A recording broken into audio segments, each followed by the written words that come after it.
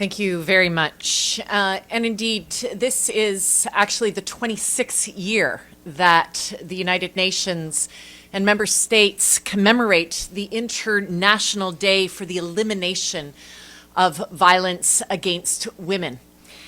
And across these decades, our latest data estimates confront us with a very stark truth. And that is that for these 2+ decades, the needle has actually barely moved. In fact, intimate partner violence has declined by just about 0.2% on an annual basis. The femicide estimates that were just presented by Candice actually deepen this truth. They show that for far, far too many women and girls, as Candice said, the most dangerous place is actually the home. The most dangerous place is actually in the home. One woman or girl is killed every 10 minutes by an intimate partner or by her family member. A data point that actually catches in my throat, even though we have seen this same refrain for many, many years now. Femicides do not emerge suddenly. They do not emerge out of the blue. They are actually the fatal final act in a continuum of violence. A continuum of violence that is visible, but that is often far too ignored long before a woman is killed. We've just emerged from the Trusteeship Council chambers where the commemoration of the International Day to End Violence Against Women was happening, and too many women and girls are simply not here on this day.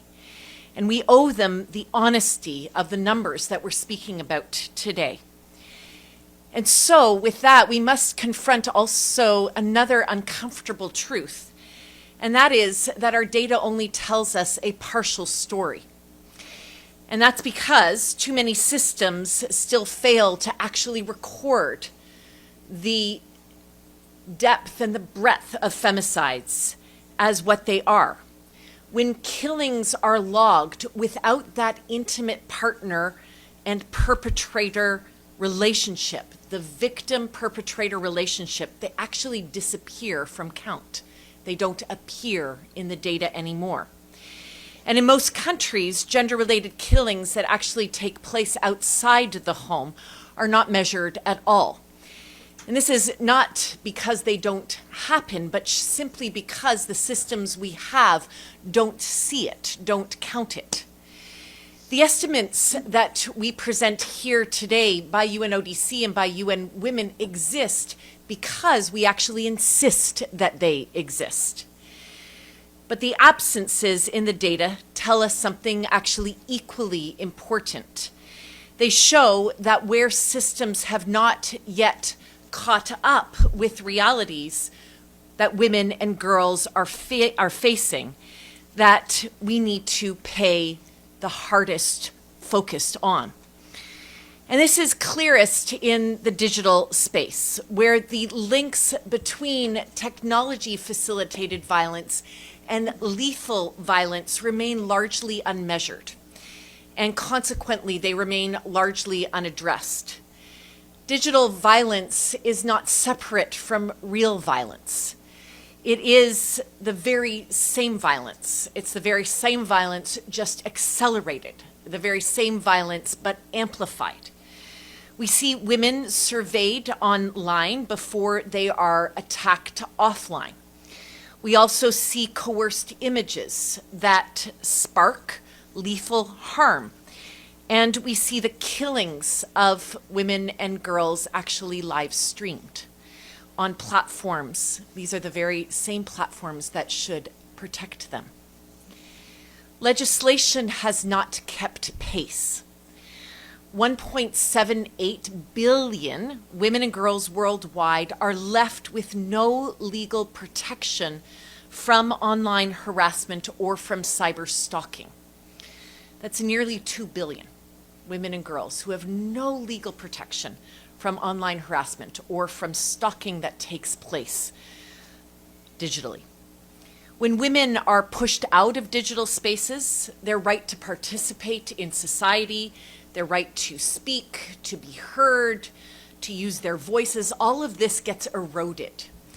And with it, when those voices are eroded, when women become increasingly invisibilized, the democratic institutions that depend on those rights are likewise eroded. 1 in 4 journalists right now receives online threats, including threats to their lives. 1 in 4 journalists around the world, 4 female journalists. 1/4 to 1/3 of women parliamentarians face abuse severe enough to silence them, to have them deplatformed, to step back from political life. And amidst this, artificial intelligence is actually accelerating this harm. Deep fakes and targeted harassment is evolving faster and faster than the systems can actually keep pace. So what are the shifts that can change this trajectory? Across decades of evidence, we know that the presence of strong and autonomous and well-funded women's movements and women's rights organizations is the single most critical factor that can drive progress to actually end violence against women. We know that countries with domestic violence legislation actually report significantly lower rates of intimate partner violence, 9.5% compared to 16.1% of those countries without such laws. We've seen really promising steps towards progress this year. Laws that were strengthened in Belgium and in Colombia, new prevention initiatives in Panama, but also in Costa Rica, enhanced police responsiveness in Spain and in Pakistan, amongst many, many other countries. These shifts show that when governments act with intention, with decisiveness, with political will, that violence indeed can decline. And that's why this year's 16 days to end violence against women and girls is centered on ending digital violence, because digital safety is now foundational to women's safety, to women's rights, and to women's role in public life.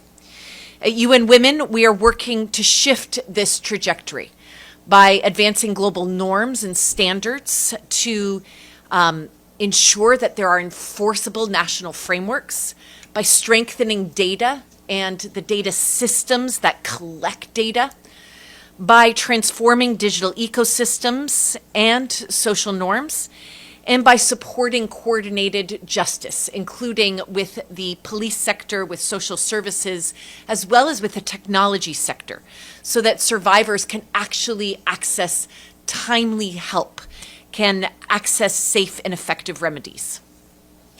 During these 16 days, we will launch some new tools, some new research, and new resources to support evidence-based legislation and policing.